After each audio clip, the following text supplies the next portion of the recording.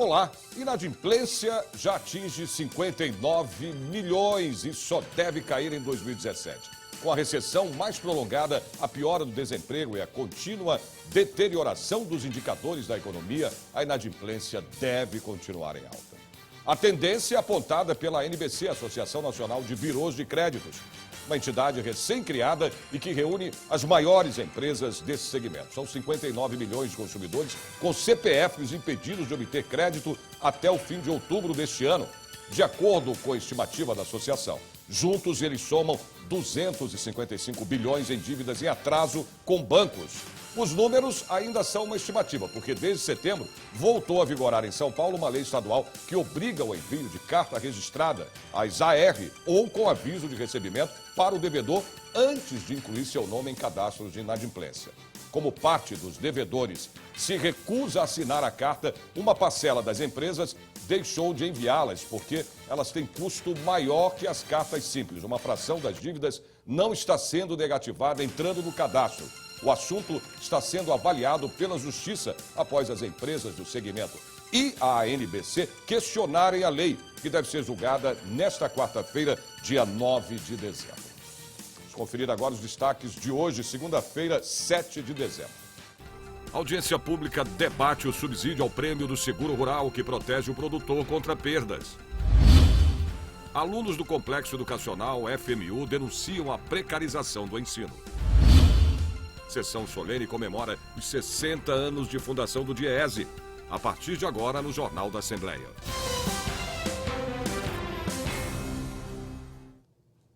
60% do alimento que chega na nossa mesa vem do pequeno agricultor. E o êxito dessas perdas financeiras na atividade agrícola. Henry é um extensionista. O nome vem de estender mesmo, levar, transmitir conhecimento, no caso, ao pequeno agricultor. A gente faz esse trabalho no dia a dia, né, com visitas, curso de capacitação, elaboração de projetos, busca de novos programas e financiamento para eles, né. O extensionista pode ser um profissional de diversas áreas do conhecimento: medicina, economia, veterinária, assistência social. O trabalho é realizado por meio de entidades como o ITESP, Fundação Instituto de Terras do Estado de São Paulo, e o INCRA, Instituto Nacional de Colonização e Reforma Agrária. É um dia importante, são profissionais que apoiam e ajudam a agricultura familiar de várias áreas, né? Você tem agrônomo, psicólogo, assistentes sociais, técnicos, e que ajudam no dia a dia do trabalho do agricultor familiar. Na solenidade, realizada na Assembleia Legislativa por iniciativa do deputado Zico Prado, do PT, foram homenageadas pessoas que se destacaram na implementação da extensão rural no estado de São Paulo, a exemplo da engenheira agrônoma Ondalva Serrano. Ao fazer este trabalho, nós pudemos começar uma série de atividades que depois foi denominado de extensão rural. Nós criamos um serviço de assistência técnica aos agricultores, criamos uma feira direta do produtor ao consumidor. O estado de São Paulo conta com cerca de 1.400 profissionais da extensão rural, que atendem mais de 150 mil unidades familiares. Em 2016, o setor passará a contar com o apoio da Anater, a Agência Nacional de Assistência Técnica e Reforma Agrária. É uma satisfação estarmos aqui hoje, participar desse evento, que ele é mais do que nunca comemorativo, e aqui comemorar também a implantação da Anater a partir de 2016. Desde maio de 2015, a Assembleia Legislativa de São Paulo conta com uma frente parlamentar de extensão rural, presidida pelo deputado Davi Zaia, do PPS. O deputado Zico Prado, do PT, que já coordenou a mesma frente na legislatura anterior, falou das conquistas e desafios dos pequenos agricultores no estado de São Paulo. É muito importante que a frente parlamentar faça uma visita aos institutos de pesquisa, para que eles possam ver a situação que elas estão aqui no estado de São Paulo. Eu fiz isso na legislatura anterior e quero agora propor isso também para que a gente possa entender o problema que eles estão passando no estado de São Paulo. Bom, essa matéria que você acabou de ver foi em comemoração ao Dia do Extensionista. Agora sim, vamos a uma audiência pública que debate o subsídio ao prêmio do seguro rural que protege o produtor contra perdas financeiras na atividade agrícola. Júlio César é produtor de hortaliças em Mogi das Cruzes. Ele conta que no ano passado uma tempestade arrasou sua plantação. Como não possui o seguro rural, o prejuízo financeiro sofrido atrapalhou o negócio. 12 mil, falando em produção de hortaliça, não é muito grande, mas já vai fazer falta lá na frente, né? O produto interno bruto do agronegócio em 2014 representou 23% da economia brasileira. Este ano, o setor foi o único que obteve crescimento no primeiro semestre em relação a igual período do ano passado. Nesta audiência pública, os agricultores defenderam o apoio monetário ao seguro rural por parte dos governos. O seguro rural custa caro, por isso, a procura é limitada e alcança apenas 7% dos agricultores em todo o país. O seguro rural passa por um momento muito difícil, né? Houve uma retração dos recursos do programa em nível federal e o programa estava caindo num certo descrédito, né? Os produtores estão muito preocupados porque não tem o seguro, que é um instrumento fundamental para conduzir as lavouras. Então essa iniciativa é importantíssima para chamar a atenção das autoridades, de todos os participantes do setor, que a gente precisa dar as mãos e trabalhar em conjunto para ter um seguro rural forte no Brasil. Faltam recursos para o governo federal manter o programa de subvenção ao prêmio do seguro rural criado em 2005. No ano passado, foram liberados 693 milhões de reais para o fomento ao seguro rural. Este ano, o programa aplicou 282 milhões de reais, deixando mais de 50 mil agricultores sem seguro. Para 2016, a previsão é que sejam disponibilizados 400 milhões de reais. O que nós precisamos é que os deputados se sensibilizem com isso e nós, a partir de hoje, a gente possa encaminhar uma proposta de um projeto de lei, uma lei que incremente esse valor e que o governo sancione. A Assembleia Legislativa está trabalhando aqui em 3 pontos. Primeiro, na produção do Estado de São Paulo. Segundo, o agricultor e o empregado dentro da área agrícola fique no seu próprio município, não venha para dentro da cidade. E terceiro, para o trabalho do seguro rural. Então nós estamos trabalhando aqui defendendo a população que está lá na ponta. Isso é o mais importante. A taxa de desemprego na região metropolitana de São Paulo ficou praticamente estável, 14,2% em setembro para 14,3% em outubro, segundo pesquisa da Fundação SEAD e também do Departamento Intersindical de Estatística e Estudos Socioeconômicos. Bom, o Centro de Apoio ao Trabalho e Empreendedorismo, o CAT, fechou a semana com 1.303 vagas em postos de trabalho, do total de 1.891 em todo o estado. Eu vou conversar agora ao vivo com a repórter Viviane Cesarino, que está na Estação da Luz, né, no centro da cidade. Viviane, olá, boa tarde. Oi, Sérgio, uma ótima tarde para você, uma ótima tarde para todo mundo. A gente sabe que esse ano não está fácil para ninguém, né? Principalmente quando a gente fala de trabalho, viu? Um exemplo disso é que você acredita que nem vaga para Papai Noel foi aberta esse ano? Fiquei sabendo agora aqui, ó, a Graziela Barreto, que é a selecionadora do CAT, o Centro de Apoio ao Trabalhador, acabou de me contar. Quer dizer, para Papai Noel não tem mais vaga nenhuma. Agora, tem outras, né? A gente começa essa semana com quantas vagas abertas? Mais de 2.000? Nós temos 2.019 vagas em aberto, tá, essa semana. Então, a gente tem cargos de operador de caixa, vendedor, auxiliar de limpeza, o operador de telemarketing, tanto ativo quanto receptivo, o chefe de serviço de limpeza, o porteiro, o vigilante. Tem vaga temporária também aberta? Temos 56 vagas temporárias em aberto, tá? Em diversas áreas, tem na área de limpeza, tem na área de vendas, tem na área de operador de caixa também. Então, essa semana nós temos 56 vagas em abertos temporárias. Olha, Sérgio, nesse momento o movimento é bem tranquilo por aqui, viu? Ó, tem bastante lugar para sentar, não tem fila. Qual que é a orientação para quem está procurando o trabalho? Tem que vir pessoalmente a um desses postos, né, de Centro de Apoio ao Trabalhador, do CAT. Esse que a gente está é o central de vocês, que fica aqui na Estação da Luz, mas tem que trazer documento, carteira de trabalho. Carteira de trabalho, RG, CPF e o número do PIS se tiver, tá? É muito importante trazer todos esses documentos, por quê? Porque chegar no CAT, não dar viagem perdida, não ter que voltar para pegar algum documento, então é importante trazer todos esses. RG, CPF, carteira de trabalho e o número do PIS se tiver. Experiência, precisa? Depende da área que está buscando, tá? Tem vagas que pedem experiência e vagas que não. Então depende muito da área que você está buscando. Pode desanimar nessa época de crise? Não, jamais. Eu acho que desanimar nunca, né? A gente precisa, se eu tenho um objetivo, eu vou correr atrás. Independente de crise, independente de desemprego, enfim. Eu vou atrás do meu objetivo, eu vou buscar o meu emprego. Se não for na área que eu tenho experiência, eu posso tentar uma outra área. Então vai depender também da minha força de vontade. Graziela, é verdade que vocês também dão um monte de orientação aqui para as pessoas? Porque muitas vezes elas chegam perdidas, assim, sem saber o que fazer, sem saber o que dizer na hora da entrevista. Se nós temos um setor de orientação para o trabalho e seleção que tem por objetivo justamente preparar esse trabalhador antes de uma entrevista. Como? Elaborar um currículo, orientar o que responder, o que não responder, como eu vou me comportar, como eu vou me vestir. Então a gente tem um setor específico para essas orientações. Muito obrigada pela sua entrevista e boa sorte, né, para todo mundo que está procurando trabalho. Vamos anotar então o site para saber os locais e também lembrar dos documentos que tem que trazer, prefeitura.sp.gov.br/trabalho. Tem também um telefone que é o 156, é a central de atendimento ao munícipe. Sérgio, é com você. Pois é, com a falta de emprego, né, Viviane? Tem que procurar mesmo, tem que ir atrás. E é o CAT que a Viviane estava falando agora, ao vivo, no bairro da Luz, no centro da cidade. Vamos agora à previsão do tempo para terça-feira. São Paulo, nublada, com chuvas durante todo o dia. A máxima prevista é de 24 graus. Campinas, tempo nublado com possibilidade de chuvas no fim do dia também. A máxima pode chegar aos 25 graus. São José dos Campos, a terça-feira, será de tempo nublado, máxima de 26 graus. Sorocaba, tempo instável, possibilidade de chuvas durante todo o dia. A temperatura pode chegar a 25 graus. Ribeirão Preto, a terça-feira, será nublado. Os termômetros deverão marcar aí até 28 graus.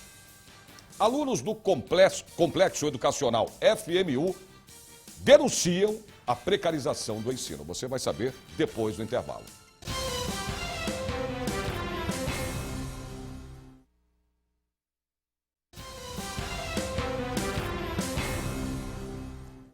A Comissão de Ciência, Tecnologia e Informação, presidida pelo deputado Orlando Bolsoni, do PSB, aprovou pareceres favoráveis de 5 projetos de lei. Um dos destaques foi para o PL 378, de 2012, que trata do acesso gratuito à internet sem fio em locais públicos. Acompanhe na reportagem. 8 itens na pauta e muita discussão também. O projeto de lei do deputado Alcides Amazonas altera o nome da FAPESP, Fundação de Amparo à Pesquisa do Estado de São Paulo, para a Fundação de Amparo à Pesquisa do Estado de São Paulo, Caio Prado Júnior. Pela votação aberta, a maioria dos deputados não aprovou. Um novo relatório contrário será redigido pelo deputado Davi Zaia. Item 6 e a fosfoetanolamida deu o que falar. É uma pesquisa que já está avançada, é uma pesquisa que foi criado um protocolo. O governo do estado, através do secretário Davi Wip, que também é um pesquisador, e sensibilidade do governador Alckmin, reuniu com o pesquisador da Universidade de São Carlos e se estabeleceu então um protocolo agora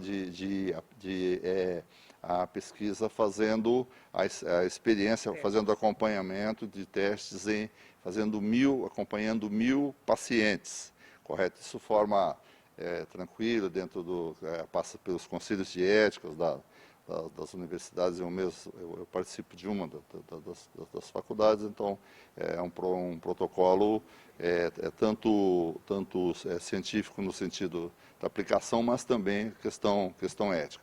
A proposta do deputado Rafael Silva, estimado deputado Rafael Silva, foi votada no sentido de que encaminhássemos, que aí é o segundo ponto, para a Comissão de Saúde, e lá juntos nós vamos acompanhar a Comissão de Saúde nos seus debates, que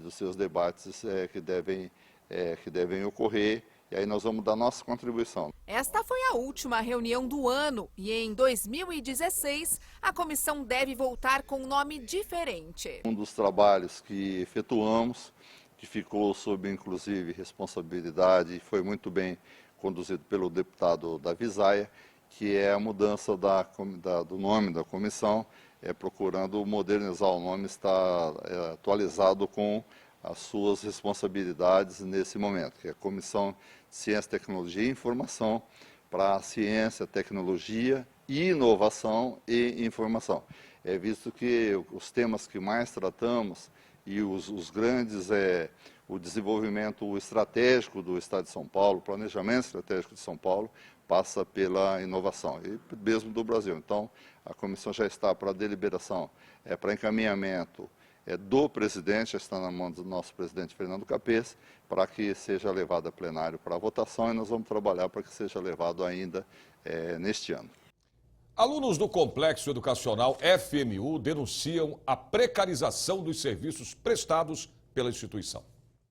Os estudantes participaram de uma audiência pública organizada pelo deputado Carlos Gianazzi, do PSOL. Apresentaram vídeos e fotos que revelam a situação em que se encontram os 40 prédios da faculdade. As imagens mostram desde infiltrações nas paredes, banheiros com equipamentos quebrados e sem limpeza, até fios expostos nas caixas de energia, colocando em risco a segurança da comunidade universitária. Alunos assistem às aulas sentados no chão, por causa das carteiras quebradas e da superlotação de salas. A demissão de professores doutores deu lugar ao sistema de ensino à distância. Você está tendo um corte de custos. Se você corta custos, obviamente você tem que melhorar a infraestrutura do seu prédio, não concorda? Você tem prédios sucateados, como é o caso do prédio da Liberdade, caso do prédio da Taguá, da Saúde, prédios importantes como para a educação física que estão sucateados. Então você corta custos, obviamente você vai melhorar a infraestrutura, mas nem isso está acontecendo. Então é precária a educação, é precário a questão da infraestrutura e também, infelizmente, os nossos professores estão sofrendo também dessa maneira. Gabriel reclama dos aumentos abusivos das parcelas e da falta de planilha de custos, o que fere a lei que trata das anuidades escolares. As mensalidades são abusivas. Como eu mesmo comentei com o deputado, nós nos sentimos estuprados, realmente. É isso que nós nos sentimos. Porque o aumento das mensalidades ele é assim, de um valor absurdo e semestral. Nós estamos num prédio, o prédio inclusive é novo. Porém, o que acontece? Os nossos professores, perdemos alguns professores também, como os outros cursos reclamaram também para o deputado. Nós perdemos professores, perdemos a qualidade do ensino. O Complexo Educacional FMU reúne as Faculdades Metropolitanas Unidas, Faculdades Integradas de São Paulo, Faculdades Integradas Alcântara Machado e Faculdade de Artes Alcântara Machado. Possui cerca de 110 mil alunos matriculados. A FMU foi comprada em 2013 por um grupo educacional norte-americano controlado por investidores, mas nenhum representante compareceu à audiência pública. Os alunos criaram uma comissão para cobrar as responsabilidades da instituição. A gente está mobilizando e o pessoal já tem um abaixo-assinado com mais de 10 mil assinaturas que foi feito já na internet. A gente está com a fotografia dos prédios deteriorados, tudo aqui já pronto para fazer uma petição e apresentar ao Ministério Público Federal e a Comissão de Educação também, que o deputado faz parte, né? Para ver se de uma maneira ou de outra essa pressão faz com que eles recuem um pouco, né, dessa sanha pelo lucro, porque não é tanto assim, eles já têm um lucro muito bom, né? Apesar de o CNPJ falar que é uma instituição filantrópica, é impossível se provar com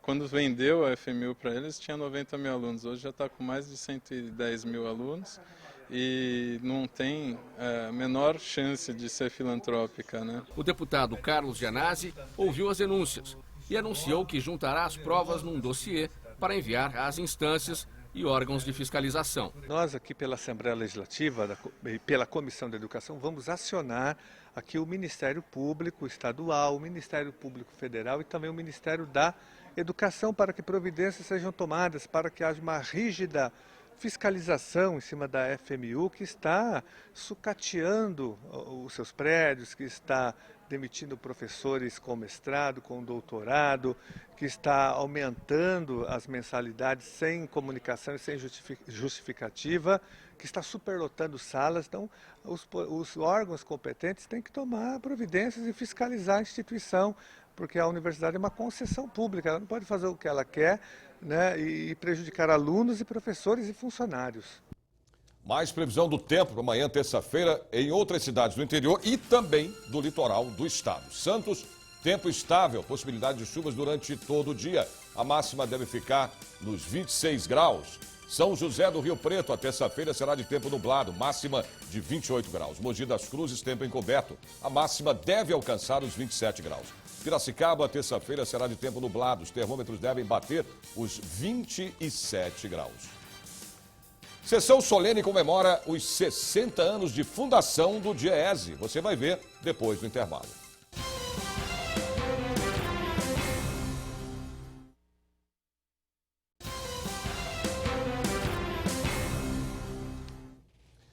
Uma sessão solene aqui no Legislativo Paulista comemorou os 60 anos de fundação do DIEESE.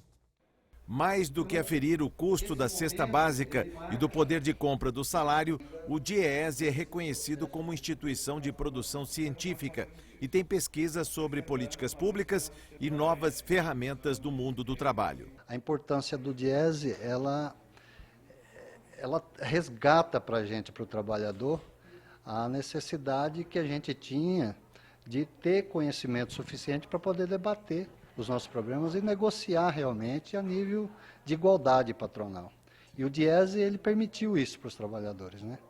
Ele tem permitido para o movimento sindical ele falar não somente a nível de base, mas ele fala a nível governamental. Ele representa, ele acaba ajudando e assessora até mesmo no desenvolvimento de políticas públicas, que é onde a qual a gente pode implantar. Por exemplo,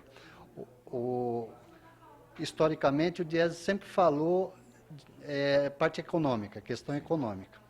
Hoje a gente tem trazido para o DIEESE um debate que é muito importante para os trabalhadores, que é a questão da saúde do trabalhador. Ao longo de 60 anos, o movimento sindical sempre enfrentou as crises, né? Crises, as mais difíceis. As mais difíceis crises, de maneira bastante ousada.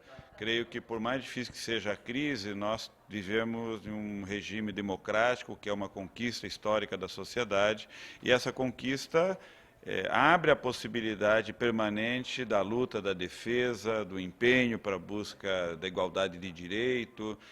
E, mais uma vez, o DIEESE está desafiado a municiar o movimento sindical para ajudar a sair da crise, para justamente formular propostas que permitam o movimento sindical apresentar aos governos propostas que permitam a economia voltar a crescer, sustentar o crescimento e esse crescimento gerar bem-estar para a sociedade. Para dar suporte a todas as centrais sindicais e a centenas de sindicatos filiados, o DIEESE atua nas áreas de assessoria, pesquisa e educação. Os eixos temáticos que orientam a produção da entidade são emprego, renda, negociação coletiva, desenvolvimento e políticas públicas. O DIEESE talvez é uma das grandes, importantes e respeitabilíssimas instituições que nós temos no Brasil. Como eu diria assim, é um patrimônio, na verdade é um patrimônio que todos os trabalhadores que já passaram pelo DIEESE, os sindicalistas como eu, que também passamos pelo DIEESE, temos que sempre valorizar, respeitar e nos orgulhar, principalmente isso. Acho que é um orgulho do Brasil, um orgulho que a Assembleia hoje reconhece, festeja e ajuda a preservar. Antigamente, e que era o exemplo dos nossos pais, a pessoa entrava numa empresa e ficava a vida na empresa, ficava 30 anos, se aposentava naquela empresa. Hoje não. Então, essa relação está mudando muito, né? Então, é uma coisa... E outra, a tecnologia também faz isso mudar. Então, as pessoas hoje podem trabalhar em casa, porque está online com a empresa. Muitas pessoas não se interessam, de fato, de trabalhar com regime de CLT, quer trabalhar de outra forma. Então, esse tipo de relação, a gente está atento para isso. É uma mudança que já existe e a gente acha que cada vez mais se aprofundar. Mas prescindir do trabalho humano, isso a gente não vislumbra ainda. Acho que pelo menos vai demorar muito tempo para que isso aconteça. É importante dar homenagem ao DIEESE, que o DIEESE nasce num momento importante do país, que é em 1955, portanto há 60 anos atrás, para discutir indicadores sociais, coisa que só fazia os órgãos oficiais do governo criado naquela época. Essa história do surgimento do DIEESE é assim. E aí vai se aproximando uma relação com a sociedade civil organizada, com os sindicatos, com as centrais sindicais, com os movimentos sociais que querem discutir um novo país, um novo rumo de desenvolvimento. Então, e a partir disso começa a construir algumas coisas, como o ICV, o Índice de Custo de Vida do DIEESE, que mede o custo de vida, né, das compras ao salário, né?